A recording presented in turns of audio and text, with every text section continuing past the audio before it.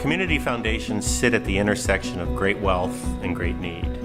It's one of the few professions, I think, where there's not competition, but there's a bit of a void in our field in terms of convening, and this conference is really filling that void. So I think the Kansas Association of Community Foundations really needs to be commended.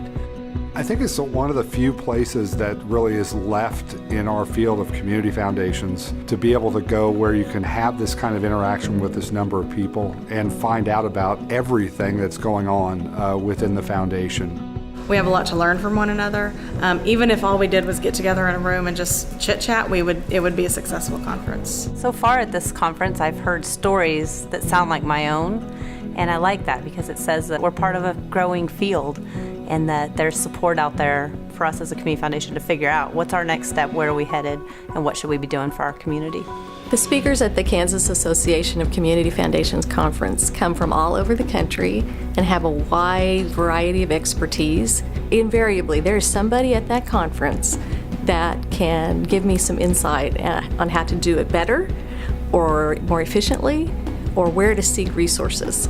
The best part is getting to talk community foundations with people from all over the country. We've talked to people from North Carolina, Virginia, all over the country, and all of them said that it's been pretty worthwhile for them to come here so far. So you can kind of lean on one another and learn and network and go back and, build on that relationship. It's really nice to network with people and get a broad area of resources under your belt. And I've always been a big believer in investing in professional development. The investment to come to this particular conference is very affordable. And so I think it fits within a community foundation's budget much easier when compared to a lot of the other national conferences. Anytime you leave your community to go to a conference, it's an investment. But you have to step back, and sometimes maybe the question shouldn't be, can I afford to go? I think the question should be, can I afford not to go?